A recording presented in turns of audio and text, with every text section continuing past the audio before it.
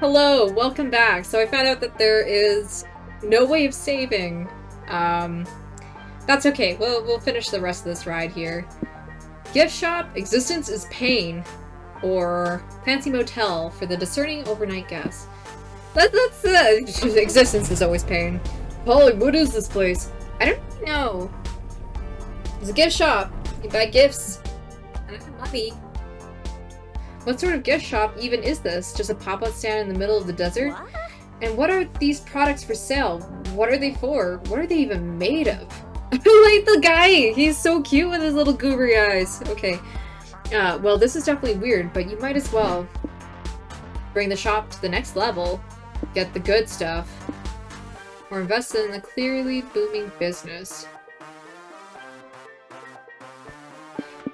So let's do this. You and your friends get out of the car and enter whatever this place is. Welcome to my gift shop, gullible consumers. Feast your eyes on my shelves of products. Yeah, you got a lot of cool rocks and stuff for sale here. What does it all do? Oh, why ask questions when you can just enjoy things in ignorant bliss? Hey, good point. Noodles, you got a really great business idea here. Have you ever considered bringing this little gift shop stand to the next level? Of course, soon my shop and I will ascend to the next evolutionary level, and then I can fight God. That sounds like every kind of RPG ever. Cool, but how are you gonna profit from that? Oh, I guess I never considered that. Do you have any ideas? Oh yeah, my friend and I are total business masters. With a Z. Tell them, Scott. Huh? I can't talk now. I was smelling Noodles' mystery rocks and one of them got stuck up my nose. Inhale harder, embed my creation into your brain. Okay, Blue, it's up to you. Tell Noodles all about how we're gonna turn this little roadside stand into the hottest shop in the middle of nowhere. Guerrilla marketing. Throw the products at unexpected pedestrians. They will surely notice it when it hits their faces, and you can sell them more rocks to fight back. Or plan a big complex media strategy to redefine rock beauty canons so you can legally name these precious stones and sell them at a higher price point. This is probably boringer, but you know what? Let's go. You, Polly, and Scott put your heads together and lose -2 mine, drafting up your marketing strategy to turn this granite into green. How sweetly cynical! You're twisting the everyone is beautiful movement to convince others that my worthless stones are precious gems. Hey, come on, your definition is a really narrow way of looking at what we're trying to do here. Sure, our marketing strategy seems like a mockery of redefining beauty standards, and it kind of plays on the idea that external beauty is equivalent to one's value, but what we're really doing is giving a big old middle finger to the precious gems industry. They've been committing crimes against monstrosity for years. Gem companies create forced scarcity of their products and inflate the prices to convince you that diamonds are worth millions, but it's all a lie. So if they're gonna have slave labor and market manipulation to sell their shiny rocks, why don't we fight the corrupt gem markets with these regular rocks? And we'll make lots of money at the same time. Everyone who matters wins. Wow, you gain +1 in valuable insight from this conversation, which isn't a stat in the game, but maybe it'll come handy someday. More to the point, your marketing campaign works and Noodles is soon rolling in that sweet precious stones money. He pays you +2 money for your help. Sweet! Okay. Border of one-person country. This road trip's going international, or please hold your pause. Pet contest! Yeah, let's go! Look what I bought! Nice! What is it? Oh, I was hoping you'd know. I have no idea what it is. You're surrounded by pets of the highest pedigree, here to prove that they're the best of the domesticated animal kingdom. But you've got a pretty impressive good boy for of your own who's ready to compete. Is he? I like how he's like a pupper now. Scott could win this thing, easy peasy. It might be his first and only chance to actually outsmart his competition. The only question that remains is what category you want to enter him in. Talents, obstacle course. He would be really good at obstacle course. He's a jock. You enter Scott into the pet contest. He's very excited about it. Let's do it! This'll be fun! I just need to transform first. Polly, you still got that picture of a full moon? Oh, I've got that full moon Alright, peep these cheeks. Polly moons you all with her bare butt. That'll do. Wow, it really worked? I was just messing around. The magic rules of this world make no sense. Wolf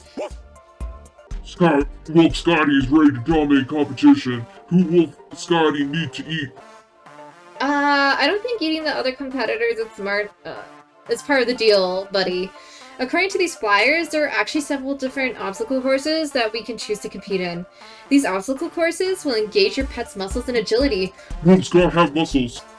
Along with wits, grit, charisma, bureaucratic expertise, and ironclad moral code, and full understanding of life and death. Are those other muscles? Never mind. Dang, there's gotta be at least one obstacle course we can win. And if not, at least one that will be very entertaining to lose? Blue, which obstacle course should we enter? The trolley course, your pet will be thrown into impossible moral conundrums. The social climbing course, overcome social obstacles to be accepted in high society. Or the permit course, to be ready to get stressed from jumping through several bureaucratic hoops. I think, honestly, he's really adorable, so I think he'd be able to socially climb.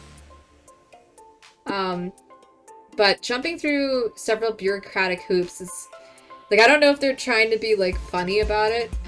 So, okay. Permit for what? We don't have time to answer questions. Look at the line for the consulate office. We better grab a number or we'll be here all night. You lose -2 mind. Ah. Oh no. Oh dear. Organizing all your paperwork and waiting in line. When you finally reach the window, the secretary says, name an occupation, please. Name, Wolf Scott. Occupation, good boy? Do you have a good boy work permit? We have these patent records affirming that Scott is a good boy who's up to date on his rabies vaccines. Will that work? Nope, you gotta fill out this work permit paperwork. She slides you a brick of paper heavy enough to beat a man to death with. Get it signed by 3 past employees, 2 founding fathers, and autographed by a DJ of my choosing. Then you can come back. Next! Lame. Now we have to wait for an appointment to open back up again. Fuck this, I need a coffee. You go to the coffee machine. Hey you, someone near it whispers. Want a gun permit? It comes free with the purchase of a coffee. Seriously? Why is a permit for a firearm so much easier to get than a work permit that we need to get another permit? Wolf Scott kind of want gun. You do? Okay, anything for you, buddy. Holy shit, the secretaries and bureaucrats scream. That werewolf's got a gun. Remember your lines. It takes all day to get the gun back from Wolf Scott. At least you won the obstacle course and earned +2 high. Maybe it was worth it all along. Okay, what are my options here? You say potato, I say potato. Potato? Potato. Okay. Planetarium. It's out of this word. Okay, this looks like a food stop. Let's go for the potato. Bros, I feel like not smart at all. Yeah, looks like Blue's been using up our mind. I'm trying to get it back, guys. Calm down. Behold, the world's biggest potato. So large, so starchy, so rustic. So ripe for the creation of the world's largest plate of french fries. There's plenty to do besides stare at this agricultural marvel. What do you do? Research the No. Feed from the potato. Yes. How could you look at a giant potato and not crave fries? You need to find something to eat. Hey look, they got a diner built into the side of the potato. That's a long line. They better at least have vodka on the menu. Welcome to the Big Potato Diner. What can I get you? 1 hamburger, please! What part of Potato Diner don't you understand? Don't ask him that. We might be here for a while. Damn, these dishes are kind of expensive. Why is this potato stand so pricey? Because we make all our food out of the big potato. Every bite is a bite of potato history. TM. Awesome, bro! Awesome! Does the big potato make really good potato dishes or something? If anything, they all kind of taste stale. The big potato is getting a little up there in age. But hey, we have this special section on the menu. The manager isn't sure if it's morally okay to keep selling these dishes, so the prices are more competitive. That doesn't sound great, but oh boy, these prices are low. They're so cheap they won't even make a dent in your money. The question is, which of these dishes will feed you while fucking you up in the least inconvenient way? The infinite fry or smashed potatoes?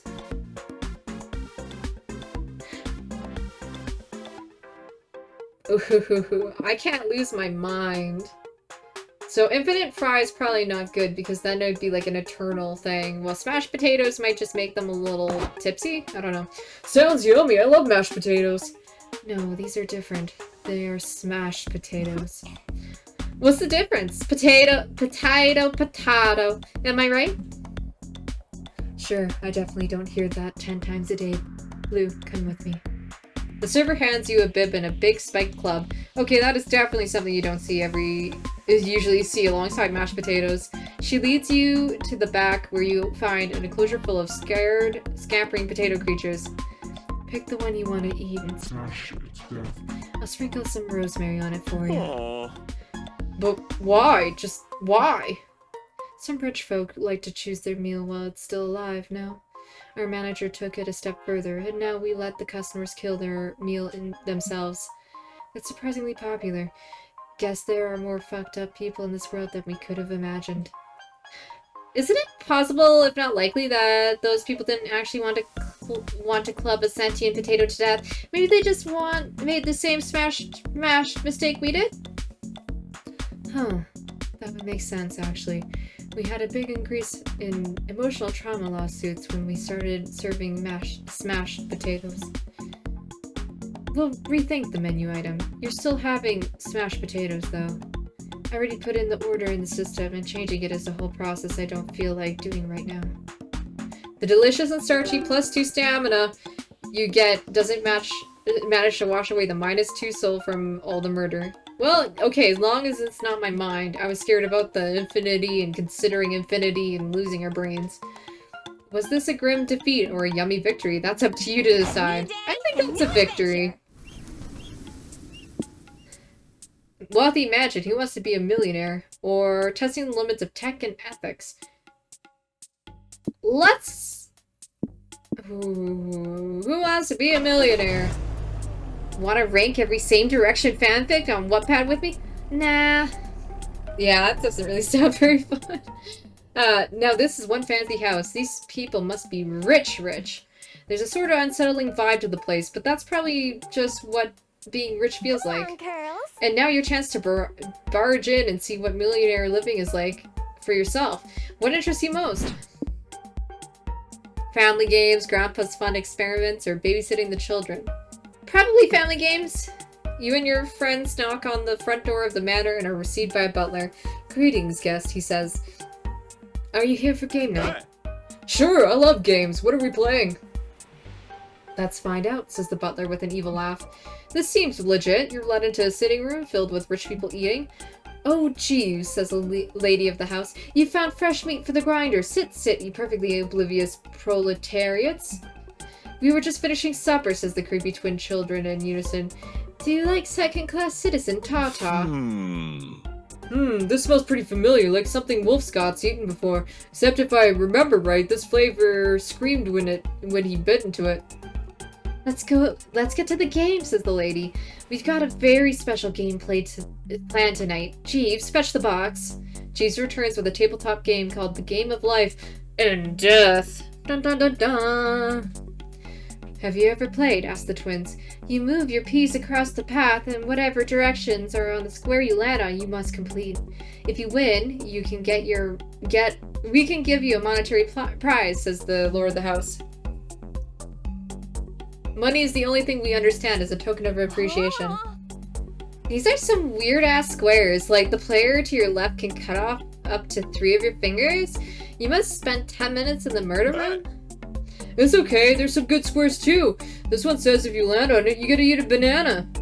Look closer. It says you must eat a poisoned banana. Scott, no! That's bad, Scott. Oh.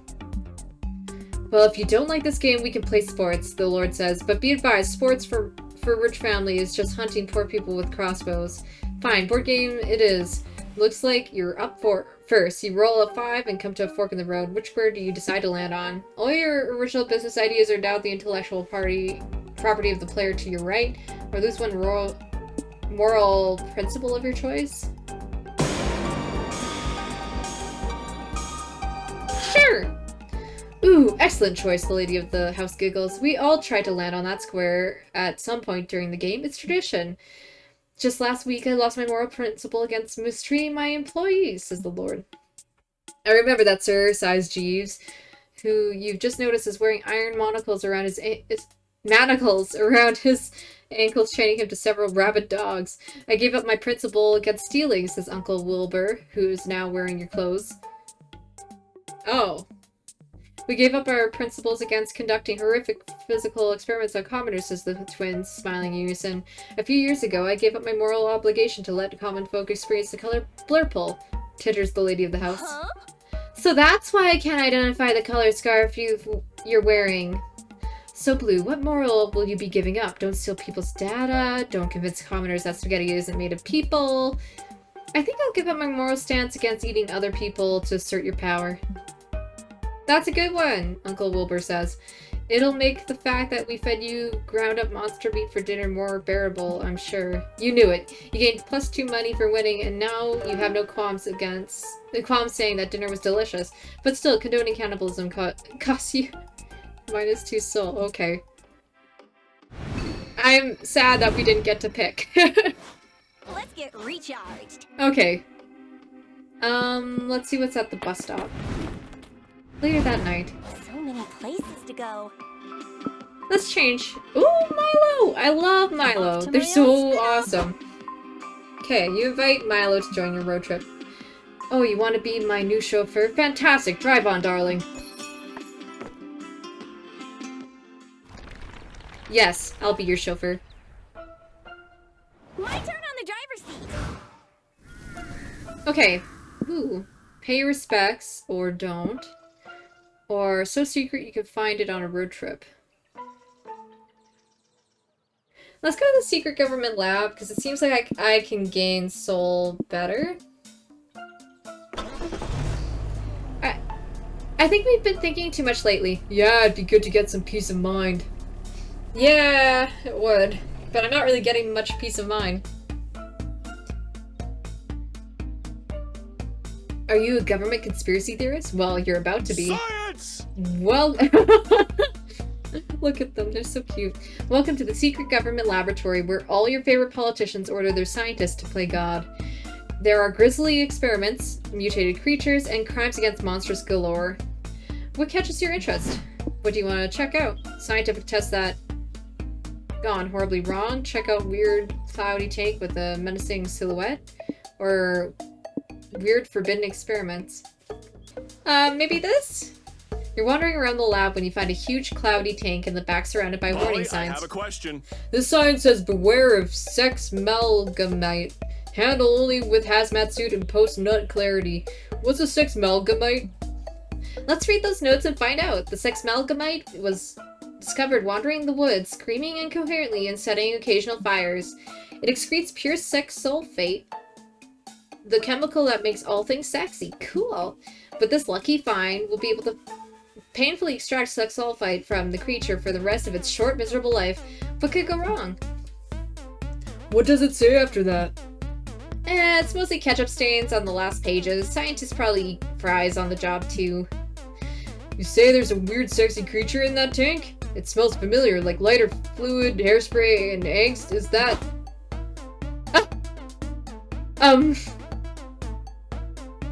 Is that Damien? From the first game? Wait, what? Hold the fucking phone. You're telling me that these scientists discovered a creature that's basically the mutant pinnacle of pure sexiness? And it looks like Damien? Sup, noobs? Aw, This is bull. Why Damien of all people? I'm the fan favorite Polly. I've got the bodacious bod in the ass that won't quit. Aw. Poor little abomination. We should free him. He deserves to live a full sexy life. Oh my goodness. aw. I guess that's true. Poor multi Damien. Your pussy was just too popping for this world. how should we get him out? Use the art of disguise. With enough fake mustaches, no one will be able to tell that this is Multi-Damien. Or use the art of deception. Convince the guards that you're taking Multi-Damien for his court-mandated afternoon constitutional. Yes. You check your wallet and realize that enough fake mustaches had better be one big fake mustache, because that's all your -3 money can buy. That's fine. Hey. Works for me. I love it. He looks like a giant person. You all sneak the Multi-Damien down the hall. You can see the exit, but just before you reach it, a security guard steps in your path. Wait, you can't leave without clearance, says the guard. I need to confirm you're not escaped experiments or newborn baby clones or anything. I'm not a spicy red baby! I'm sure you aren't, sir, but you know how the bigwigs in corporate get. I've just gotta ask some retweet to verify. I'm sorry, I clicked too fast. 1. What's your preferred material of choice? Metal! I see. I prefer wood myself, but I wouldn't judge your preferences. 2. How old are you? I'm a spicy red adult! Ah yes, the prime of one's life. I miss my spicy young adult years. Last question, and then I'll let you go. What is your legal name? Oh really? Must be a foreign name I'm not familiar with. Is that spelt with 6 or 7 A's? Suddenly, alarm goes off. Everyone evacuate! The speaker screams. 6 Melkomite on the loose. Man. Crap. The guard puts his hand on his gun. Shit, you're done for. You guys better evacuate, he says, but take my gun before you go. The 6 Melkomite's a dangerous beast, and you civilians should protect yourselves. Good luck. Bye. You got it, bro. See you later. Woohoo! You all successfully freed the Multi-Damien to wander the wilds again. You gain +3 soul for your efforts and a free gun. Good. I needed that. Now, if only I can rest my mind. Ooh, it looks like picnic spot would probably be good. Monster Kind's latest bastion of hope. Or so they think. Let's do this. Scott, are you okay? Need mind to think. Good. Same, dude. The sun is shining, the birds are singing, and the ants are eagerly anticipating eating your scraps. What a perfect day for a She's so cute with her little, guitar. You got your picnic basket and your checkered blanket. All that remains is deciding what to do now that you're here. The options are have a nice picnic, crash other picnics, or play fetch. Let's have a nice picnic. You got the picnic basket of food, you got the nice day, and you got the friends to enjoy it with. You just need to decide where to spread your checkered blanket. Let's do it! Don't worry guys, I know how to find the perfect picnic spot. We learned all about this in Monster Scouts. The first step is to make sure your spot has nobody else's pee on it, because it's rude to picnic on a spot someone else already claimed. The perfect picnic is also enjoyed with 3 to 6 friends. Good thing we're somewhere in that number. Let's look for a place on a high hill with good air. I'll lick my finger to test the wind while we walk. I've seen people do it in movies. Whatever you say, bud. I'll just follow you around until you find a place we can sit. You indulge Scott in his picnic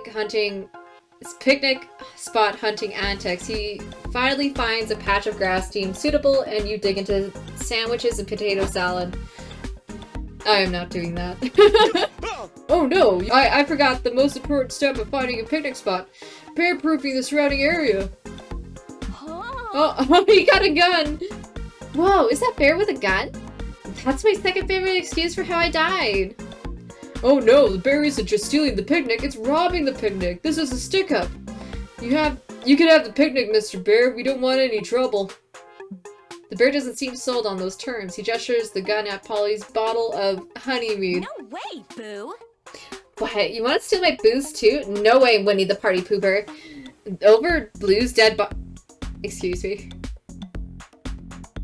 You're not willing to die for mead. Intercede and save the day before this bear lights you all up. The bear's behavior is probably due to nurture, not nature. Try to learn what circumstances brought it to a life of crime and help him from a place of empathy.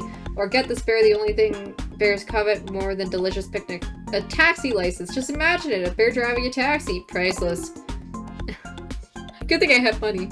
You order a taxi license for -3 money. You offer it to the bear. And he runs off with it. Hooray! You gain +3 hype. Yes! For surviving that encounter so smoothly. I'm glad that worked, but I have this weird feeling that our actions are gonna have consequences. Psh, what are you talking about? That never happens to us. Later, two hikers are sprinting through the woods at a desperate escape. A frenzied drum beat accompanies their panting. I told you these woods were dangerous, Gus. We never should have come here.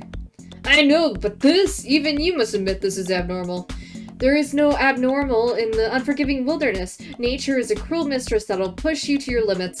Yeah, sure, nature's a bitch, but that doesn't explain why that bear's driving a fucking taxi. You've seen Man vs. Nature, you've seen Man vs. Bear, you may have seen Man vs. several bears, but in the summer blockbuster hit, you'll finally see Man vs. Bear in a taxi. Taxi Bear, the fair is your face, coming soon to a theater near you. I'd watch it. Okay. Space Station, The Final Frontier, or Go Hug a Tree, Nature Nerd.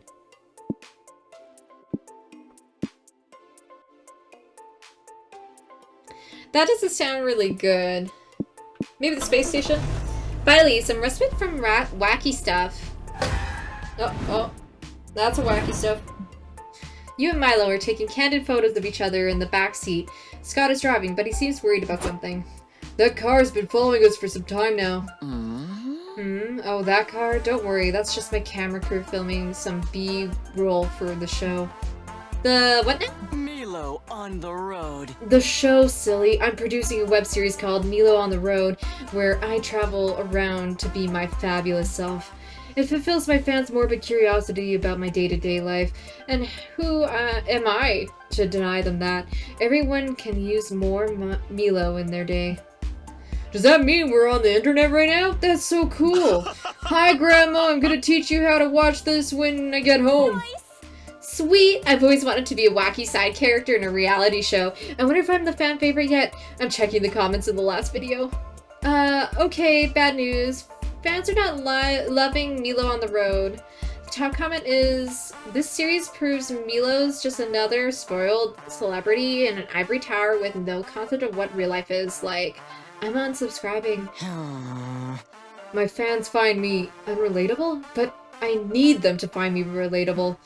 Otherwise, they won't consume my content and I won't get the attention and devotion I insatiably crave. What do I do? Maybe you should do something nice for someone to get more people to like your show. Nice stuff is nice. True, doing good deeds is the fastest way to get in an audience's good graces.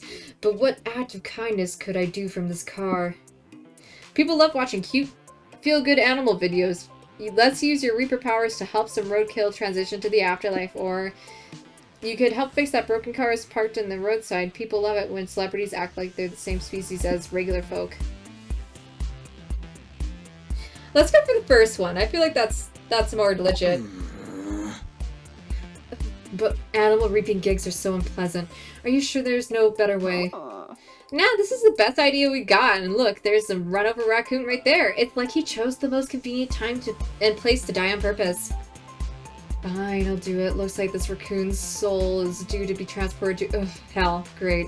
Let's get this over with. Why is the raccoon going to hell?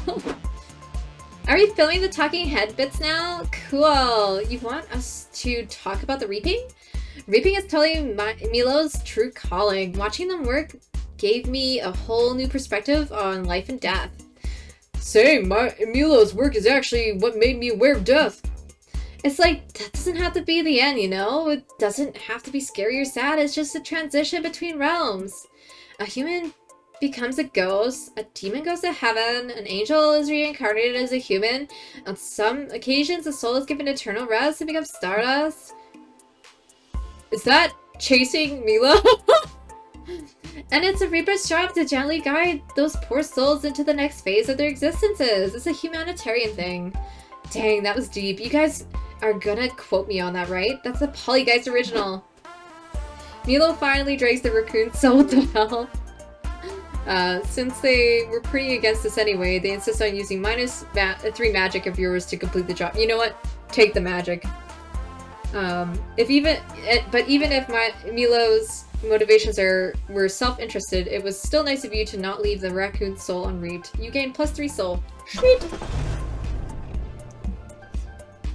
Like most people, you wanted to go to space when you were a kid. Then you heard about how much math was involved and decided that shit wasn't for you. 2, 1, smile! But now your chance to indulge your inner space cadet. What do? Go to the communications room, dress up as astronauts, or watch a rocket launch. Let's watch the rocket launch. You sneak past security, open a bag of astronaut food, and settle into the watch the show. This is so cool, I can't believe we're gonna watch a real rocket launch. We sure are, Scotty, and you know what every rocket launch needs, right? A rocket? Prank! No, a prank! You point out that a rocket launch is probably the worst time to play a prank. And that, Blue, is why you're still a prank master as an intern. In order to be a true master with a Z, you gotta see the potential pranks in every scenario, even a rocket launch. I got it! Right, and the perfect prank for a rocket launch is something involving a whoopee cushion, maybe? Nah, the perfect prank would be to set a cardboard cutout of the moon and launch the rocket there instead. The old switcheroo. Okay, do we have enough cardboard to do that? No, sadly we used all of it to make that cardboard skyline of Detroit for our Liam thinks he's going to Detroit prank. Totally worth it though. Then what do we do? Make our intern think of a prank, obviously. What should we do, Blue? Replace the rocket's fuel with sugar. What a sweet idea. Replace the oxygen with helium? Helium? More like hell yeah. Or replace the astronauts with corgis. It's core genius plan. Corgis in space? Days later, the rocket touches down on an alien planet far away. The aliens watch as 200 corgis exit the rocket wearing four-legged astronaut suits. How do we address the alien situation? The planet's emperor asks the next advisor at the next advisors meeting. Have the invaders explain why they're here? They're here to declare war, says one advisor. We must slaughter the furry bastards. They keep chewing up furniture, digging up our buried dead, and urinating everywhere to claim all of our territory. Act soon, Emperor, or we will become their slaves. That's not a war declaration, says another advisor. Those are just cultural norms on the aliens' home planet. These invaders know only love, friendship, and head pats. They're here to usher us into an era of peace. Well, give them whatever they want, says the Emperor. I've fallen in love with their cute faces and little legs. If only we knew their demands. Just then, the meeting doors open. Is Fluffbutt, the invader's ambassador. Cue the chorus of Oz from the aliens. Fluffbutt jumps onto the Emperor's lap and lets him pet his belly. The Emperor notices the note tied around his neck and reads it. It says, Dear aliens, you're welcome for the dogs. Please wire $1 million alien dollars to our shared prank fund in thanks. We also accept tips and super juicy alien secrets. We won't tell anyone. Promise, XOXO, the prank masters with a Z. Polly, listen. Polly, listen. I just got a call from the bank saying someone deposited 1 million Gorpals into our prank account, which is worth +2 money. Nice! I just got a highly classified alien telegram. It says, vacate the planet before the year's end if you want to live. Haha, wacky! You lose -5 soul, but gain 1 hype for your successful prank. And that alien trip will prove useful sooner than you think. So you gain +2 mind. Okay, at least I got some mind. Whew. Okay. Hanging in shop malls. The 80s are back, baby, or the heart soul of the desert. Ooh-hoo, let's go to the shopping mall. If you think about it, roads are like streets for cars. Whoa, Scott, deep.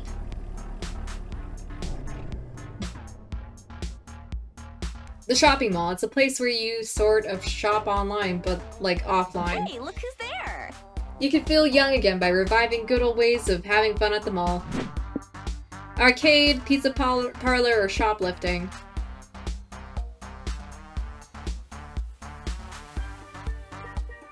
I want more mind. So arcade? As you and your friends walk around the mall, you see your friend Valerie sitting at the center fountain, texting. She looks up at you and smiles. What's up, guys? Hey, boo! Hey, Val, long time no see. How's business? It's good, same as always. Stealing dangerous totems of ancient deities and using tampons to any fool who's willing to pay. Who would pay for a used tampon? I don't know. My policy is to never ask where that shit comes from or where that shit goes. Good policy. I also choose not to think about where my poop comes from or goes. Great minds think alike, Scott. Anyway, we're taking the day off and having fun in the 90s way, celebrating peak non-critical capitalism at the shopping mall. Want to hit up the arcade with me? Oh, yes. Welcome to my mall target demographic. Why don't you play the new arcade game that we just installed? It is, as the kids say, very lamo. Sure, what's the game? It's called Catchy Road. You just cross the road to win. Earn bonus points by entering your full name, social security number, and credit card info. All that for an arcade game? When do you even win? Tickets, lots of tickets to see the new show I just produced, Ads on Ice. It's a 2.5-hour musical advertisement for Ice. Just give up. I think I'd rather play literally everything else. Blue, what game should we play first? The glitchy, off-putting game that seems to be lifted straight from creepypasta. It looks like, Calculator, whatever his face is from the second game. I like it. A claw machine where you try to grab porridge. Good luck. Or Dragon Heat VR, Thrust Your Senses, the game you don't want to play in front of your parents or in front of anyone at all for that matter. Oh, I don't want to lose mine though. Ooh. Let's go for this. Oh, this one, I think it's called You're Already Dead.exe. Ominous. Yeah, it's a bold choice. I heard it just showed up in the basement one day, and the guy who found it died in a forklift accident. I wouldn't play it myself, but teach their own. The game seems to be based on a beloved childhood title with a classic retro pixel aesthetic. You and two friends must retrieve the magical book to save the pixelated fantasy world. It's fun, but suddenly the screen starts glitching as if the file was heavily corrupted, deafening all of you with white noise. The screen goes back to normal, but now the pixelated friends look strangely like Polly and Scott. When you cast the spell from the magic book, it releases a world-ending deity. The world is engulfed in despair. You see all your loved ones dying as a result of your actions. An eerie noise comes from the machine. It sounds like distorted versions of Polly and Scott's voice. Prank Masters! With a Z. Aww. Whoa, Polly, I don't like this game. It looks like us doing bad things to our friends. It's okay, Scott. It's okay, buddy. It's just this asshole arcade game messing with us. We never do anything like this in real life. Credits roll with superimposed images of your friends with no eyes, while some strange smoke comes from the machine. You are filled with the cursed energy... Damn it. Cursed energy of the arcade machine gaining +3 magic, but totally losing -3 mine. You see a post-credit scene. It's you, not Blue, but you, the person playing Monster Road Trip, in front of a door. The door opens and some shadowy figures lunge towards you, then stab you repeatedly while screeching, Prank Masters with a Z. What a way to go. Time to stop and get some rest. Time to snack, time to slack. Let's spend some time with Milo. So many places to go. Talk to Milo. Their gig is a reaper. Oh, darling, I've been a reaper. Being a reaper, am I right? Such a responsibility. But how does it work exactly? Well, how does anything work in this strange, sometimes nonsensical world? We reapers are like those mysterious, sexy fairy people who row souls across realms. Death. Transformation. Transition. Because you see, death is not the end. Death is transformation. Death is transition. You could die and become a ghost, or go to hell, or reincarnate as a human. Some people even cease to be, or so I suspect. Truth be told, I don't completely understand the exact cycle and its rules. I get a gig, I follow the directions. You never wonder about it, though? How it all works exactly and such? No, darling, that's above my pay grade. The important thing here is we do something that's important. Most souls tend to be pretty confused after they die. If we do our job well, we can give them some direction, some peace, or at least some company. I like it. That's such a kind thought. Magnificent. You know me, honey. I'm a kind, selfless, and definitely humble person. That's Milo Belladonna for you. It certainly is. Let's hope I can be there for you when it's your time to cross realms. Gee. Let's hope that's not soon. Just in case you two spend the rest of the night making a list of things you'd love to do before dying. Joyful and a bit morbid, just like your style. Reaper's Free Pass! Milo can pull some strings so the end is not the end. What a good friend. Next week, the first time a resource hits 0, Milo will bring it up to 1. Okay. I don't know if this game just goes on forever. Look, you know what? I got a good feeling about this. Movie City or the... Okay, let's go for the Diniest? Oh no, I almost hit that possum. Don't worry, it wasn't its time. The Diniest is a classy local made for the road tripper with discerning tastes. I wouldn't like Sadly, to it looks snub like anyone. everyone and their mother is a road tripper with discerning taste. This place is packed. The only way you're gonna get seated anytime soon is if you sit with someone else. This is a great opportunity to smash conventional manners to make new friends. Who do you sit with? The couple who looks like they need couples therapy from you, maybe? The table who clearly doesn't want to be bothered, or the poor soul waiting for their blind date. Let's go for that. You all sit down with a nervous Hey, ledge. bro. Hey bro, I'm Scott. Is this seat taken? Huh? Hi Scott. I'm Ernest, the avaricious, and that seat actually is being taken by my date. Oh, okay, when's your date getting here? Any second now, I'm sure. Her name is Mindy. We were set up by mutual friends to go on our first date today. Ah, Aw, congrats, boo! How long have you been waiting for her to show up? About 3 hours, but surely there's a good explanation, and she's on her way, right? Would you just give me a second to talk to my friends privately? Oh, sure, definitely not rude of you to sit at my table uninvited, then exclude me from the conversation. man. Guys, Ernest's date obviously isn't coming, and it's really bumming me out. We gotta help him. Okay, we need a plan. Let's do a huddle about it. Wait, we're already doing a huddle. I'm out of ideas. Masters! Don't worry, we've already got a plan. This wholesome prank time. We're gonna lie, but like, for nice reasons. Hey, Ernie, guess what? We're actually your date. All of us. Completely forgot to mention that until now. You're all Mindy? But I thought... Actually, you know what? This must be the modern dating culture. I'm okay with this. This is fine. So, Mindy, tell me more about you. Why does your dating profile describe you as a 36-year-old woman and not multiple young adults? I'm sure you get asked that a lot. Oh, it's because, Blue, why is that again?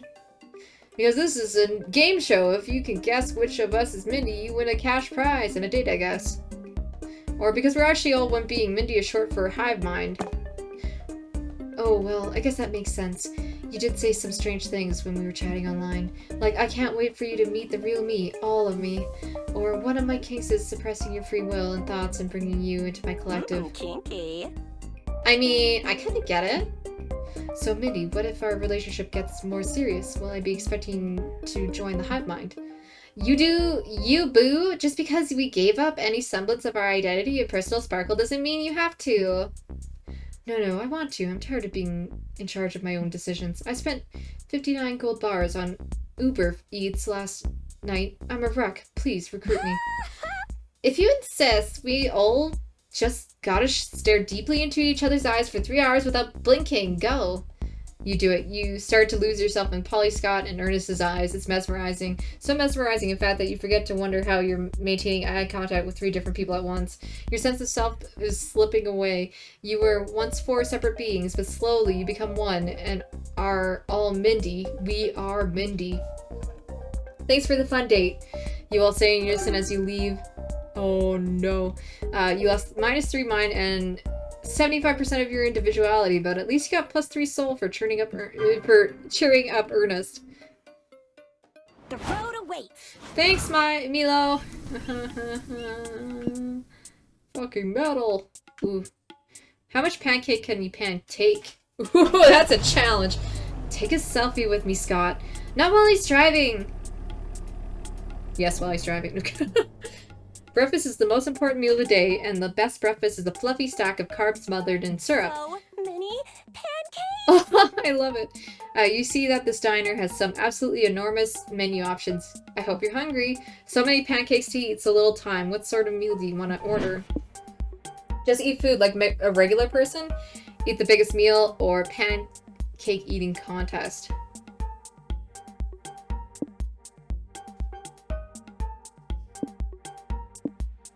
Oh, let's do the contest. We want hype. You enter the diner and are greeted by the hostess. Welcome to Pancake Paradise. Are any of you entering your pancake eating championship today? Championship? No, I didn't do any warm-up drills or anything. I think I'll just cheerlead from the sidelines. Blue and I might Give it a shot. Maybe there's a cool prize. Psst. Want me to mix some laxatives into the pancake batter to ensure a victory, boo? Tempting, but no thanks. If I'm gonna eat a disgusting amount of carbs to win a competition, I'd rather do it on my own merit. First, you guys need to complete this readiness questionnaire to see if your body can handle the amount of pancake you're about to consume. 1. Are you legally allowed to consume pancakes in this country? This one, yes. Let's hope she doesn't ask about Croatia. 2. Do you have any syrup allergies? Nope, the only thing I'm allergic to is not having a good time. 3. Have you taken any appetite-enhancing drugs? Entering the competition with the munchies is strictly forbidden. Nah, I'm clean. Today. Fuck! Guess I'm disqualified. Alright, Blue. You're good to enter. Which weight class do you want to compete in? Pancake Boy Jolly Race Born to Pancake. The Epic Pancake Tournament. Arc Pancake to the Death. Or Pancake Beyond. Consume the concept of... Ooh. Let's do Pancake to the Death. I think that would probably be stamina. You go to the long table where the other competitors are waiting. Many of them have colored hair and weird outfits and general protagonist vibes. Oh, shoot. I've mastered the art of ancient pancake jutsu, one of them is saying. I trained for 9 years inside an active syrup volcano for this contest. That's nothing, says another. My mother was the pancake. Winner of every pancake eating championship since 1964. I'm taking home the gold in her honor. That's nice, sir. Would you like to supersize your drink for the $1 more before the competition starts? I would like it mega supersize. It's the only drink size worthy of my power. I'll just bring you the soda hose. Knock yourself out. Shit, these competitors are really serious, and maybe you're in over your head. Don't worry, Blue. You got this. I'm your sensei now, and I'm gonna coach you to victory. You gotta open your chakras to win this thing. But most of all, you gotta open your butt chakra. Butt chakra? Do you mean my anus? Yeah, but I'm gonna keep calling it butt chakra. Sounds more powerful and less icky. Go team! And remember, bro, the best athlete is only as good as her sporting equipment. For you, that's gonna be this toilet I took from the bathroom. Perfect! The eating contest begins, and with your butt chakras wide open, you smoke the competition in your porcelain throne. Wow, that was the worst thing I've ever seen.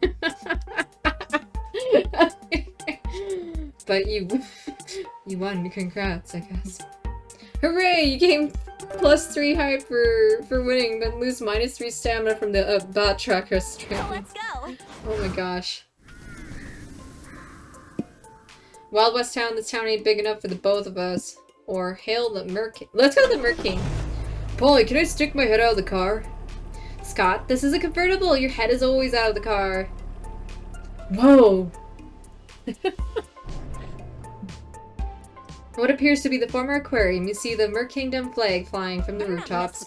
It seems the underwater monarchs have been expanding their territories. Well, no reason not to visit the tyrannical ocean overlords. What do you want to do?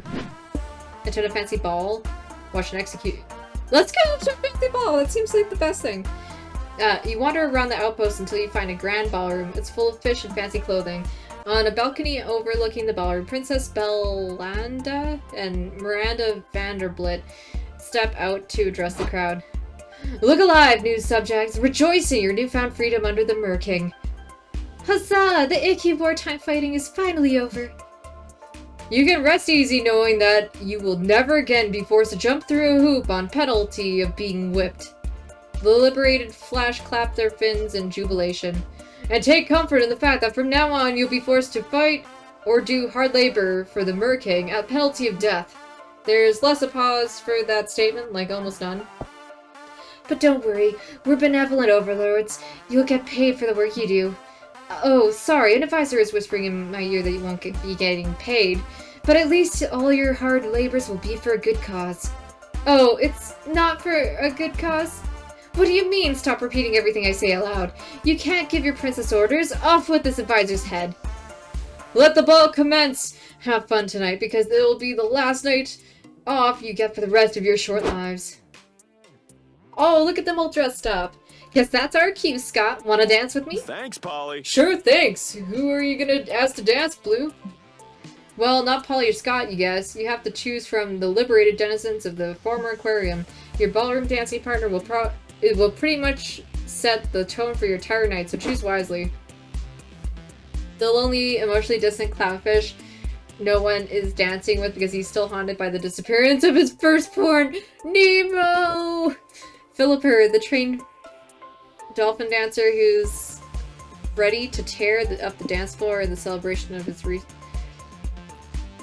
You know, let's go for what's his face? I forgot his name.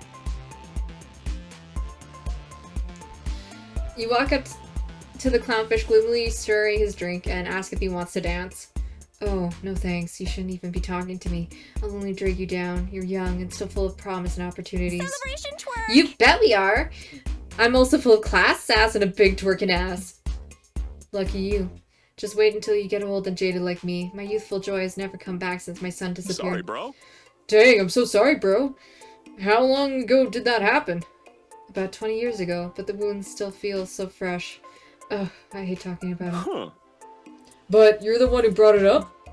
I tried so hard to be a good dad. I kept him safe and never let him out of my sight.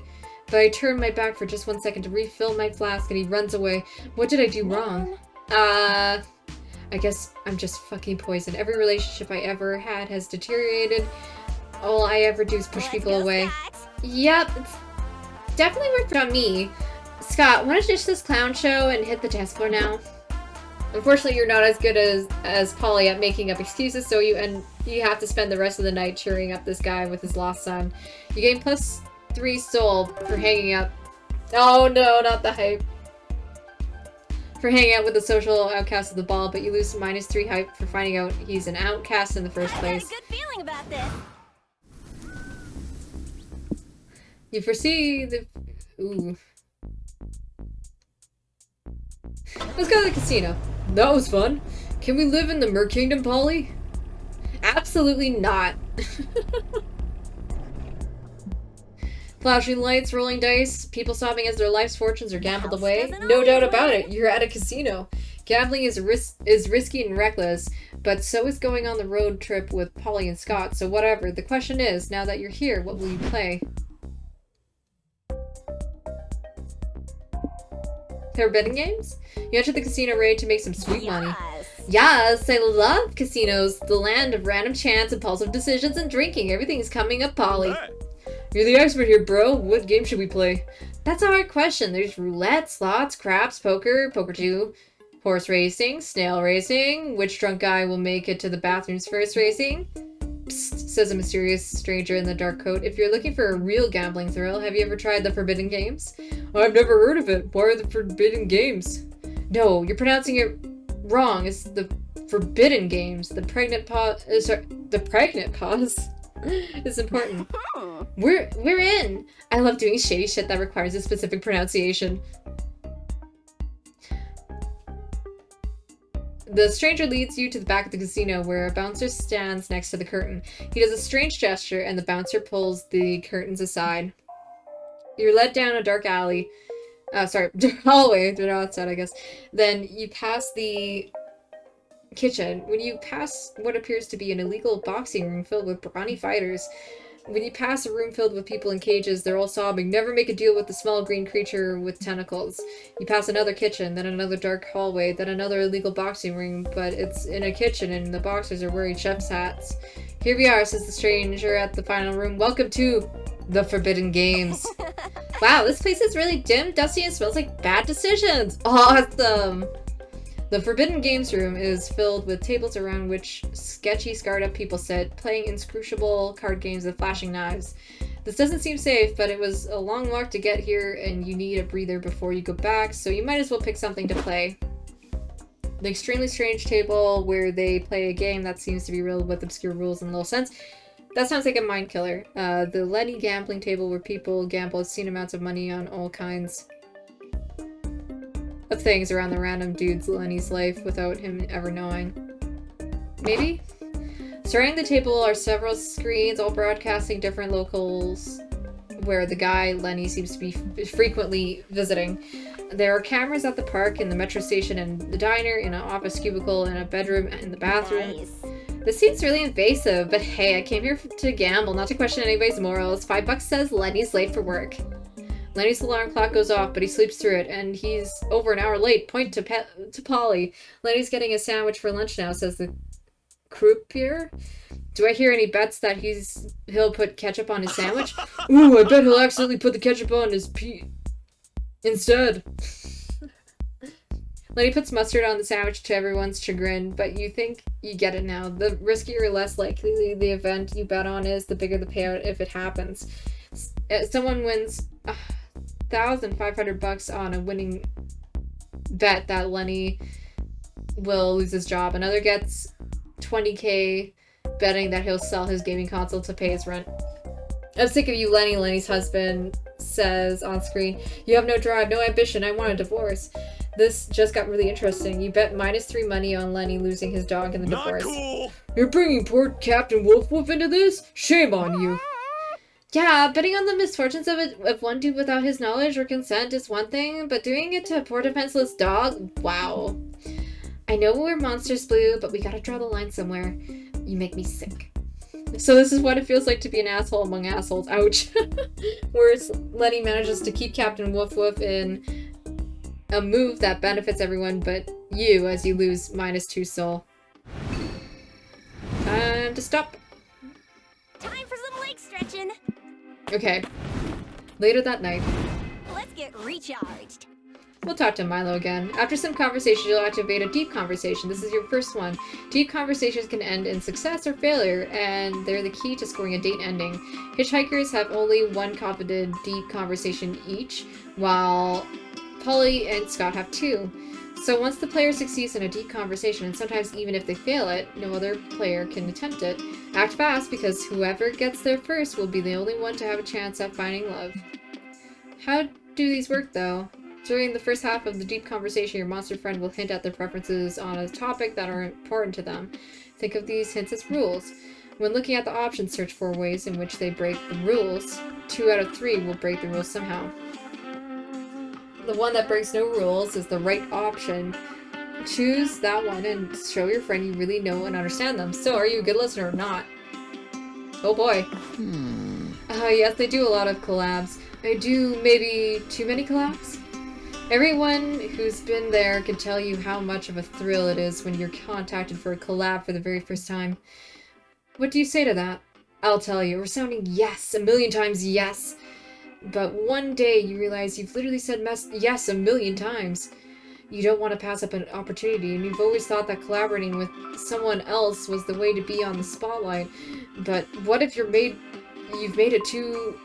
it far enough that you can finally shine with your own light? You don't need to do any more collabs, like becoming the face of a cement brand. A cement brand? Darling, what I said wasn't an overstatement. I've said yes 1,000,000 times.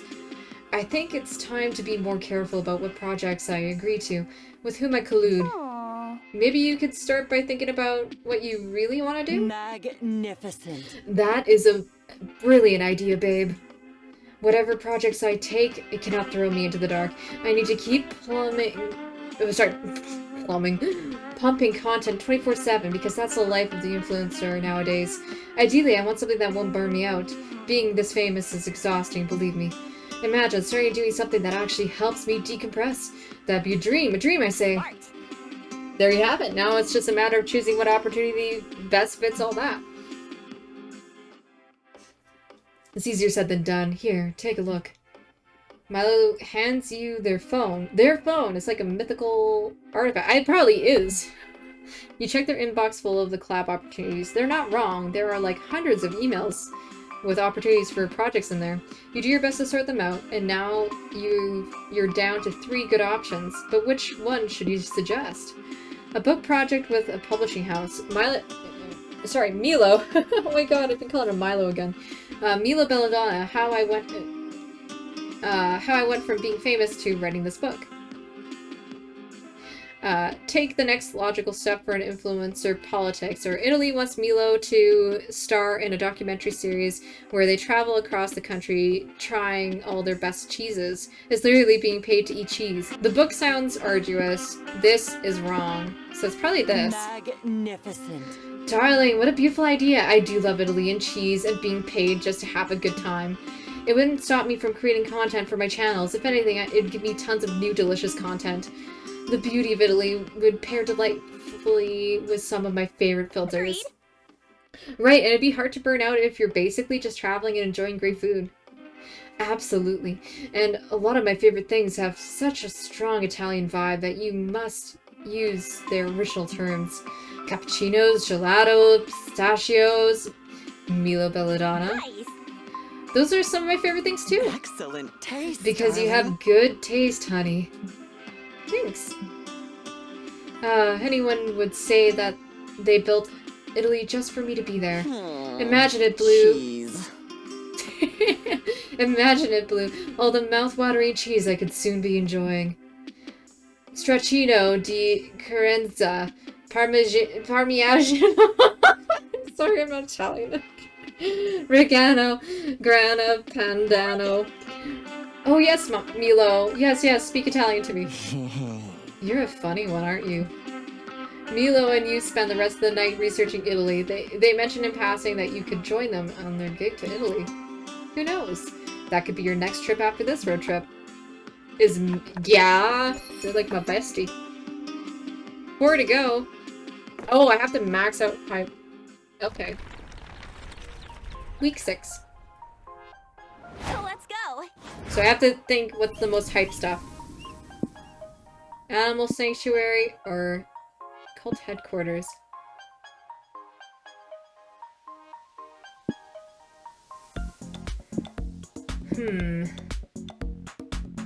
Maybe...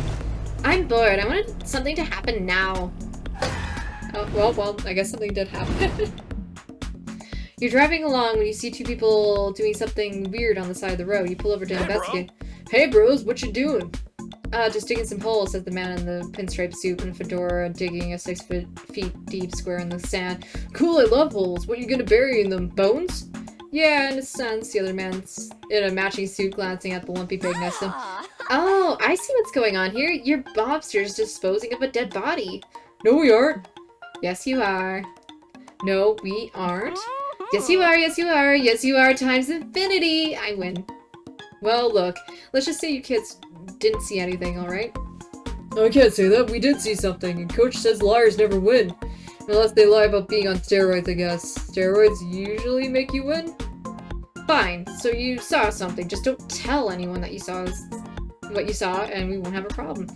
No way! It's not every day you see the mob burying a dead body. That's way too juicy to keep it for myself. This is going right on my tweeter. They actually put tweeter. Oh well, just ran into the hashtag mob disposing of a corpse in the coordinates. A few minutes later, you and your friends are losing -4 stamina as you dig your own graves while mobsters hold you at gunpoint. This stinks. I know, buddy. At least we can take comfort in the fact that this outcome was completely unavoidable.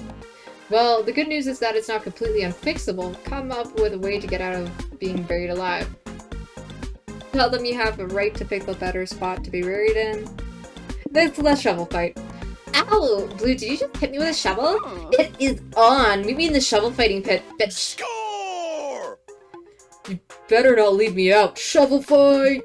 Polly swings her shovel at you, you parry it with your shovel, you both duck as Scott nearly decapitates you with the edge of his shovel. Shovel fight.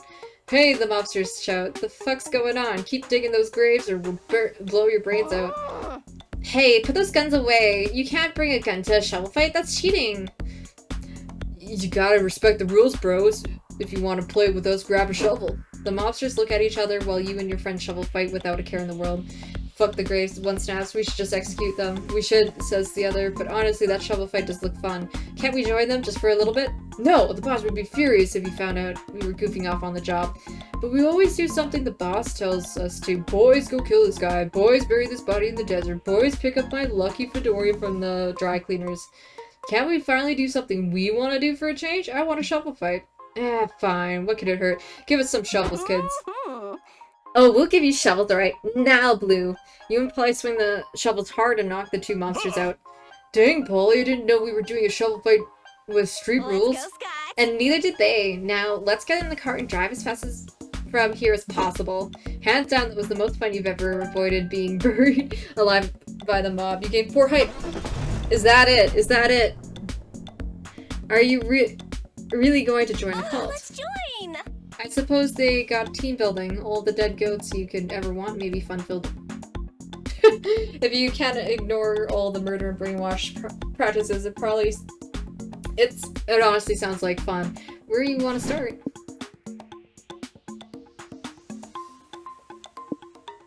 Let's do an initiation read. You see signs outside advertising an open recruitment event for the cult. That sounds exactly like your brand of weird shit to check out. Glory to Mathra. Come to the Brotherhood, new recruits, where we worship the deity of sacred secrecy and darkness. Joining the congregation has a lot of perks. You get your own cloaks, you will be invited to cult-sponsored dinners and networking events. And best of all, Mathra's loyal followers are given a taste of an immense secret power it wields over the universe. Gimme. Fuck yeah, I'm in, give me the power! The cultists give you a soul-binding contract you have to sign in blood. So authentic. Yay, new outfits! It'll be the perfect look for when I'm blasting motherfuckers with Mathra's secret magic. Oops, you must have not read the fine print. You can't access Mathra's power until you're promoted to acolytes. Right now, you're still unpaid initiates. But don't worry, you just have to prove yourself to the Dark Deity in your performance review in 6 months. For now, here's a shovel. The goat pens need to be cleaned. Have fun! Glory to Mathra. Over the next few days, you were tasked with cleaning goat pens, getting coffee, washing the cloaks. Who knew being a dark magic worshipping cultist would involve so much drudgery? Guys, I can't take it anymore! I'll be damned, literally, if I'm going to clean up one more goat turd. Forget the performance review. There's gotta be a way to get our power over all things secret and hidden right now. Sweeten the cultist hearts by bringing them the best copy ever using your trademark secret blend. Or don't give in to the temptation of cult gossiping. Show your co-worshippers you really know how to keep a secret. Yeah. The next time you go on a coffee run, you keep your mouth shut and your ears open. You run into Brother Kenny on your way. Hey Blue, glory to Mathra and all that. Listen, can you keep a secret? You know Brother Lenny, right? Well, I'm having an affair with his wife. There, I said it. The secret was killing me, but I guess I can trust a total stranger that I just met. Anyway, see you around. All hail Mathra. Later, while you're appetizing a holy test, Brother Lenny approaches you. Hey Blue, how's it going? If you promise not to spread it around, can I tell you something juicy? I've never liked Brother Kenny. Something about him rubs me the wrong way. So last night I stole his kidney while he slept and fed it to his least favorite goat. Hey, what are you looking at me like that for? Don't judge me. Even cultists have the right to have fun. Even later, while you're scrubbing bloodstains off the sacrificial altar, Brothers Kenny and Lenny run into each other. Hey Lenny, how's your wife? Heh. She's fine. Say, Kenny, you look tired. Have you been getting headaches, nauseous, or severe abdominal pain? Hehe. Maybe you should spend the day relaxing with the goats, hehe, and not to do too much physical activity. Don't worry about me. I'm plenty healthy, and I recently did a lot of physical activity, hehe, and it was really good, hehe. What's going on? There's too many hee-hees in here. You guys are being super cryptic. If someone here knows what's really going on now, it would be super amazing time to spill the beans. Everyone looks at you and you look right back silently. My hype. You're a devotee of Mathra now, no matter how much hype you lose by keeping your lips sealed. Seriously? You didn't know being a cult that worships secret keeping when mean people would keep secrets from me? Brothers Lenny and Kenny both nod approvingly at you.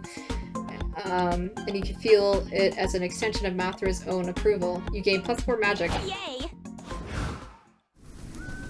Dear God. Okay, so used car dealership or circus. Let's do a circus. What a lame call. Definitely subpar ritual or. You, Polly, and Scott grab some popcorn and head to your seats to watch the circus. On your way there, the ringleader runs up to you. Hey, he whispers, I suddenly lost some of my performers to a soup-related incident and I desperately need an act to cover them. Then I thought to myself, if I randomly checked with the audience, I may bump into actual trained performers willing to join us. The rationale of this man is quite questionable, but you were born to embrace nonsense, so you tell him you are circus performers. Fantastic, what sort of action will you do?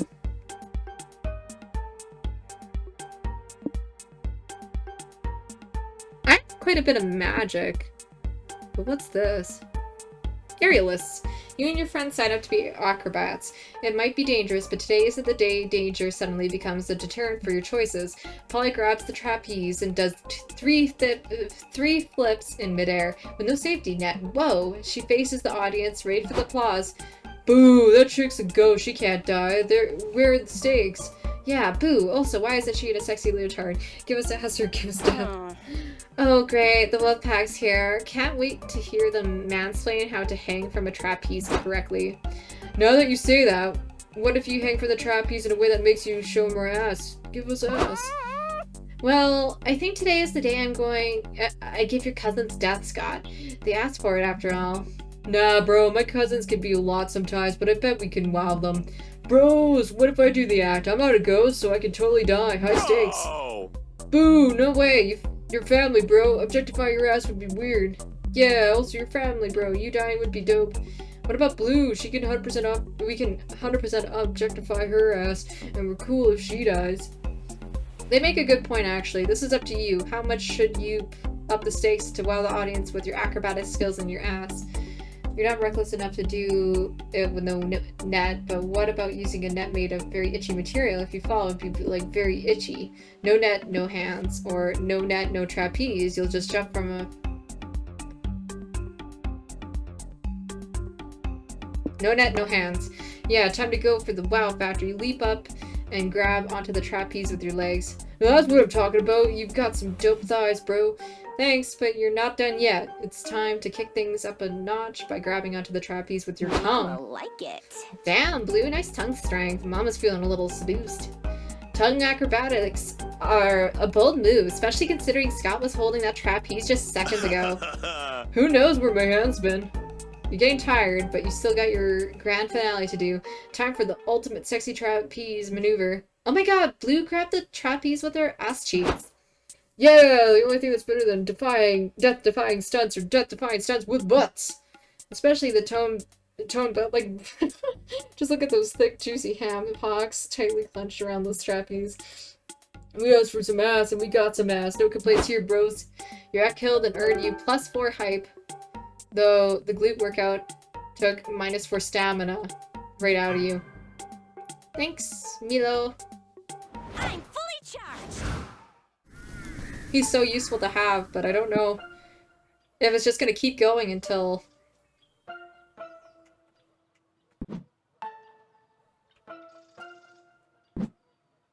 like, I stop or something. The opposite manner. This manner isn't for going through a phase, Mom. Or order something if you... Maybe this? I'm not sure if I want to deal with trolls. They're so mean online. True. This gas station looks like it was lifted straight out of a children's storybook. A children's storybook where the fantasy heroes drive cars, I guess, but nonetheless, despite all the weird and whimsical elements, it looks like the gas station still has all the normal functions. What do you do? Use the restroom, I guess. You head into the restroom to drain the old pipes, but the door is locked. That's odd, but you guess you can hold it. And the clerk materializes in front of you and nearly makes you piss your pants anyway. Hello, ma'am.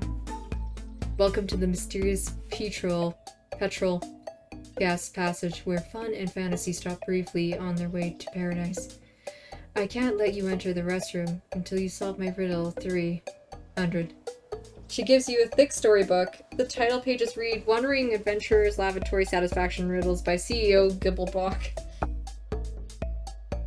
Seriously? Why is she making you fill out a customer satisfaction survey before you even use the bathroom? First of all, this isn't a customer satisfaction survey. It's a whimsical gimmick to enrapture the magical minds of our guests. Second, if you're not gonna buy anything, company policy says you gotta pay in something more valuable than coin, personal information.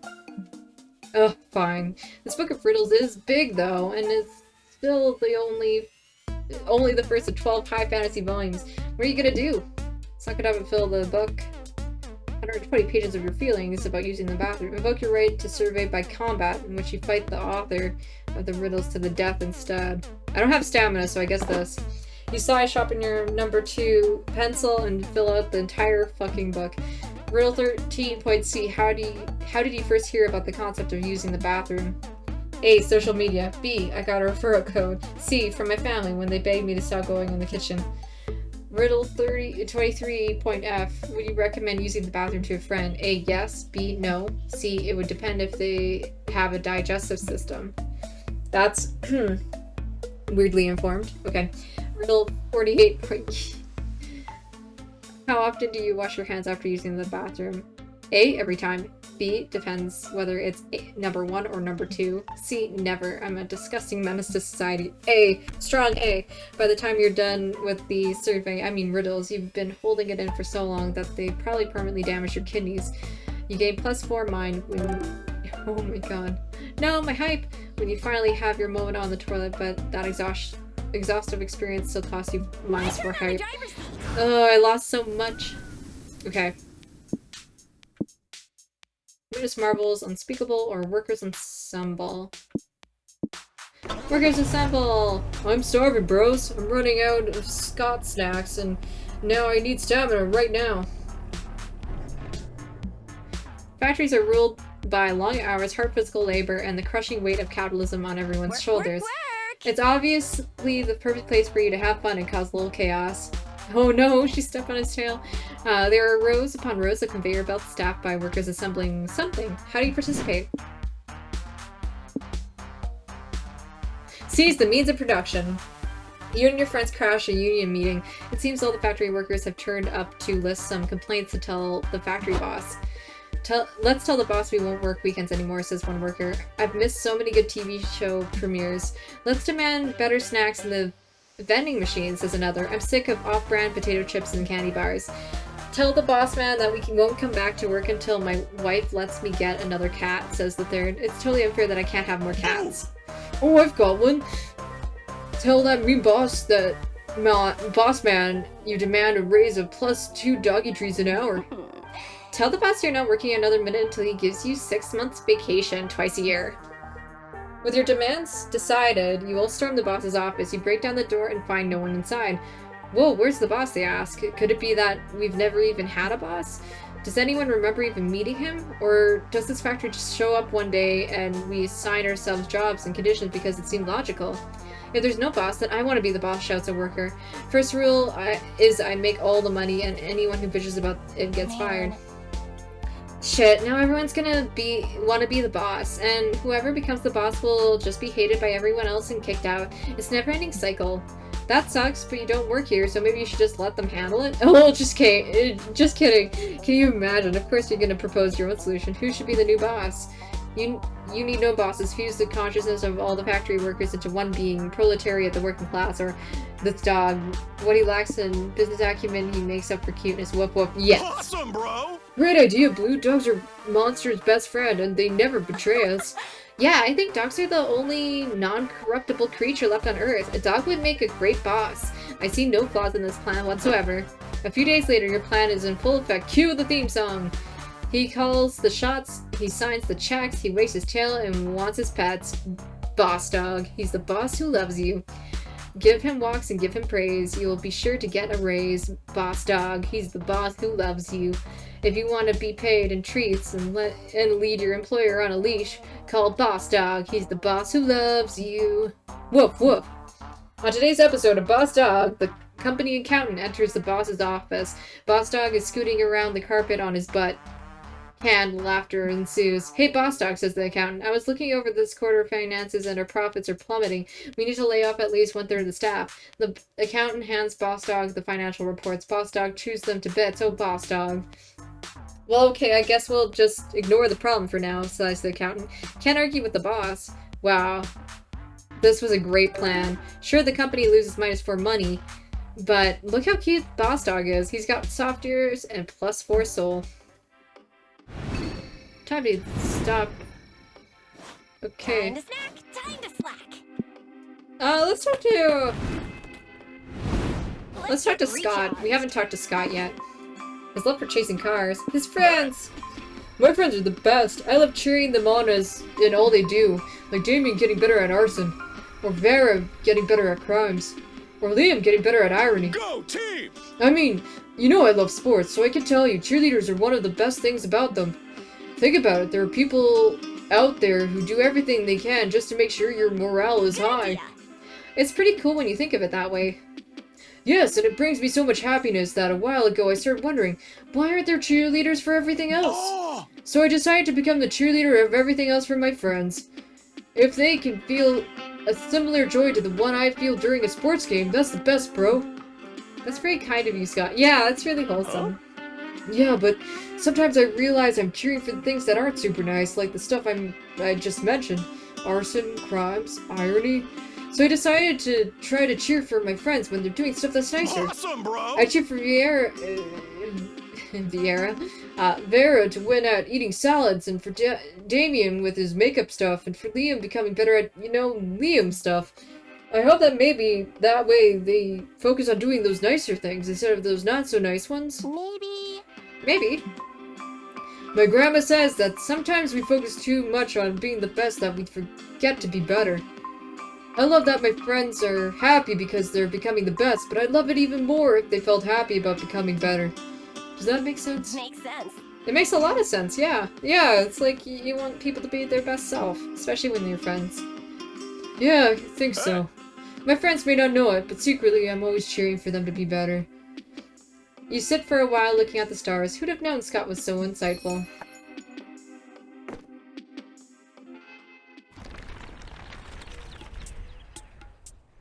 So I think we're pretty close to the end. I'm not sure. Okay, so LARP, YPK out of group. We brought the. I see hype. I see hype. I'm not used to running this low on stamina. Yeah, even I'm hungry. I don't think the other place would help because they probably want to fight or something. You're faced with a very strange prison. I have no clue why you'd want to break into a prison as a fun road trip activity, but it's safe to say that this place isn't your typical penitentiary. Maybe the morbid curiosity is getting to you? In any case, what are you hoping to find inside this prison? Deadly Games? It's the one with hype. You will go to the prison entrance to inquire about a tour, but the security guards just beat you until you're unconscious. Bummer. Ugh. Ow, what happened? Did we go on a bender and I forgot? Sweet, you guys are finally awake. That's pretty much Scott's voice. You guys are finally awake. Now I can solve this puzzle. What puzzle? Where are we, Dahlia? We're in the experimental prison. We were all kidnapped and put here as a metaphor for how selfish monsters are or something dumb. In order to escape, we need to solve this puzzle. There are 2 doors in this room. One leads to freedom, the other to certain death. But there's a guy guarding each door. One guard always tells the truth, and the other guard always lies. We only have one chance to ask a guard a question and pick the right door, or we die.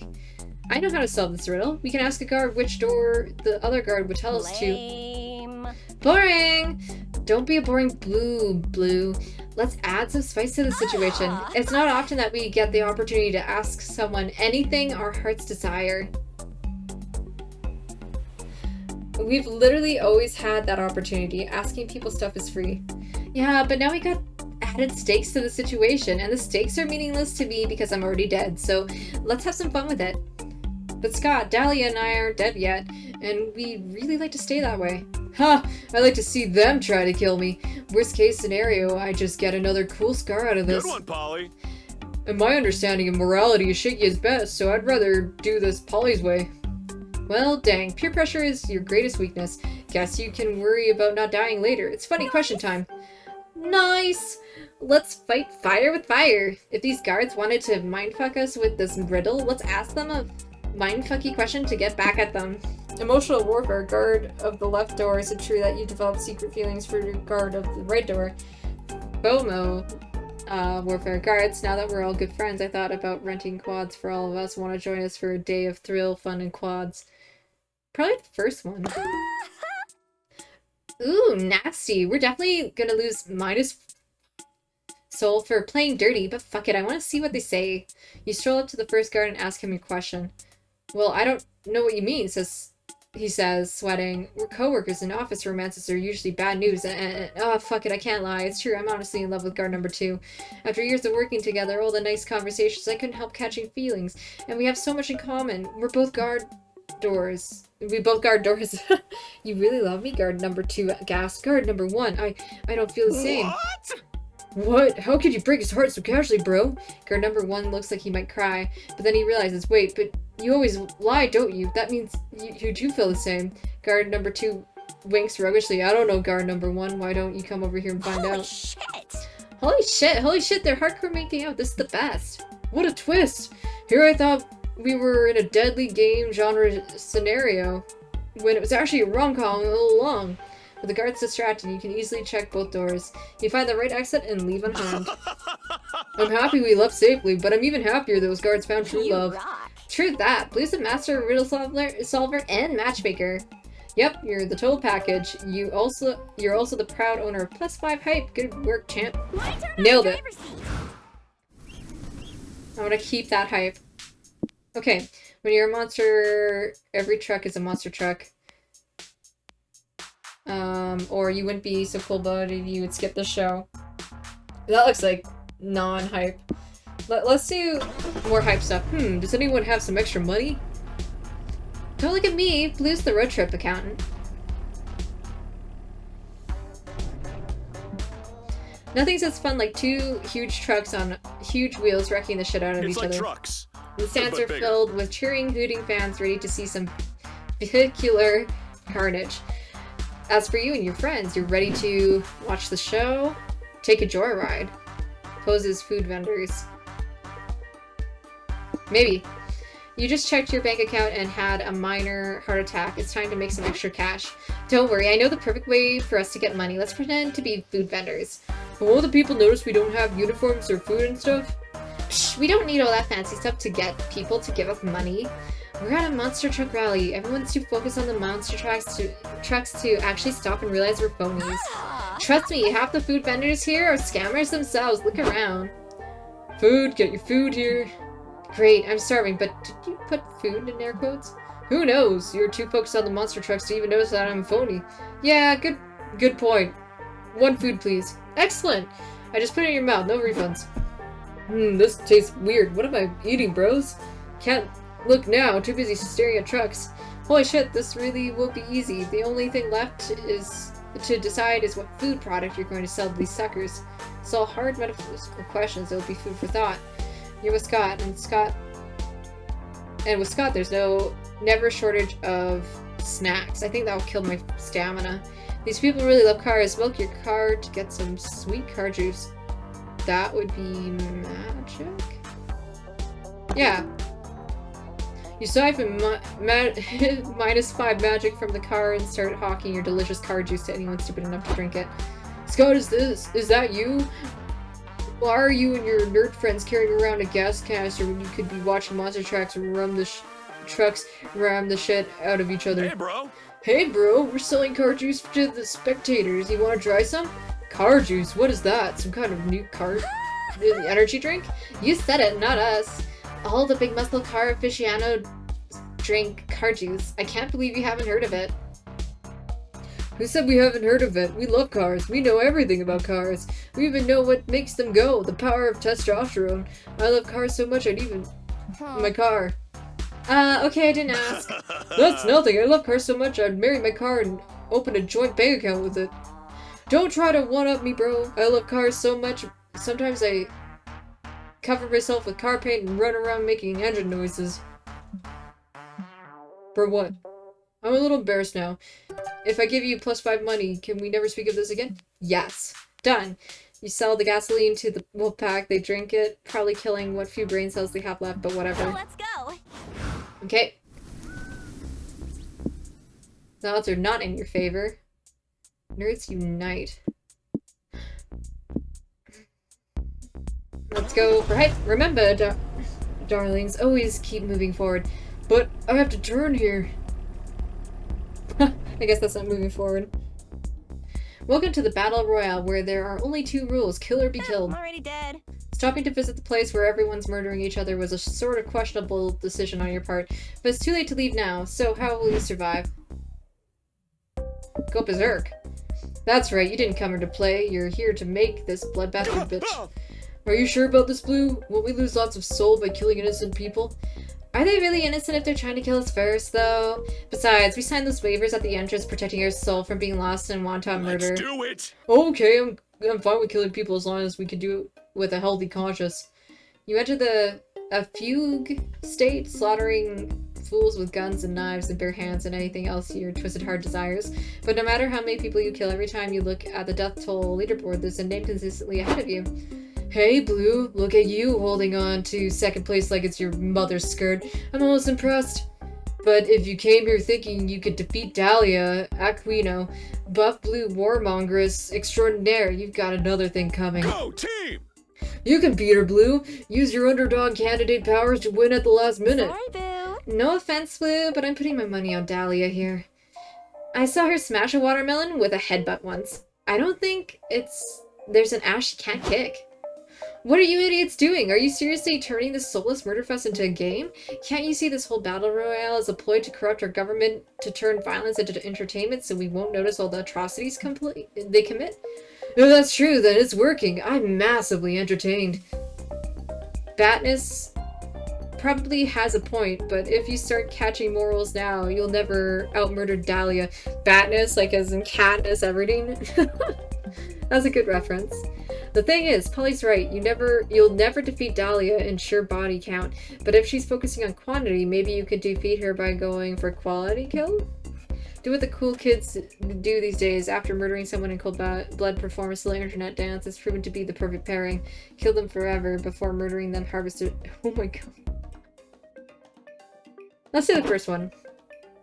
Cut to two survivors on the battle royale. They're huddled together behind a large rock. We have to thank Curtis. The girl says, "We've made it this far, and for that I'm grateful. I can't imagine living without you." I know, I love you, Carol, and I'm not leaving here without you, says Curtis. We have a chance of escaping alive if we can make it to the river, and Curtis is cut off by a sniper bullet, cleaving his skull in two. Carol screams and holds him in her arms, devastated. This is 100% a Hunger Games reference. Why, cruel universe, she sobs. Why? What did he do to deserve this? All of our plans, our dreams, the apartment we just signed lease for, all gone. I cursed the day I thought this battle royale would be a fun weekend activity. Then something bursts out of the bushes. It's you, Blue, wielding a knife. Just do it, you bastard, Carol screams. Stab my guts out, I don't care. You do stab her guts out. She lays bleeding out in the grass. You start teabagging her. Yes. Yes, bitch! Shake a booty on over that woman dying in excruciating pain. What are you doing, Carol sobs? Stop teabagging me. This is the worst. I can't even focus on my life flashing before my eyes because I'm so enthralled by your butt jiggling in my face. Too bad. You dance like your life depends on it, and in this circumstance, it kind of does. You lose 5 stamina from how hard you're shaking those hips. I can see the light reflecting off your bouncing cheek. Carol sighs. With this final image of your butt, I can go to the greatest beyond. What damn, Blue, you made the end of that person's life way more painful and disrespectful than if you just killed her. And you killed her. Mad respect. You know, when I'm beat. I know when I'm beat. Here, take all the spoils of a battle. Plus 5 hype for you. Something's wrong. You ran out of food and starve. The vultures go to town on your body, gobbling you up ass first. At least you finally got your ass eaten. Oh my god. Shame it couldn't have happened while you were alive, though.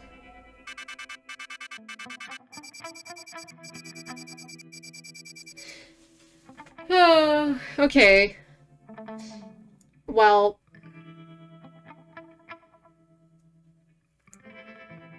I mean, maybe there was a way I could have saved that. I couldn't see... like a way that I could have conserved my stamina at that point. My stamina was so messed up, but like, oh my goodness, that was a lot of fun. So I'll probably like come back to this. Maybe not streaming it because oh my god, my voice. But if you guys like it, let me know. And I will come back. Oh, you can now play Prank Master mode. What even is? Let's see what the summary of it is. I'm not gonna actually play, but add some cutthroat mechanics to decide who's the MVP. Beautiful glitch declines responsibility for broken relationships. Oh no. Well, this would be a fun game to play with like some friends and stuff. But yeah, thank you guys for joining me on that trip, literally. And I'll catch you guys in the next video. Bye-bye.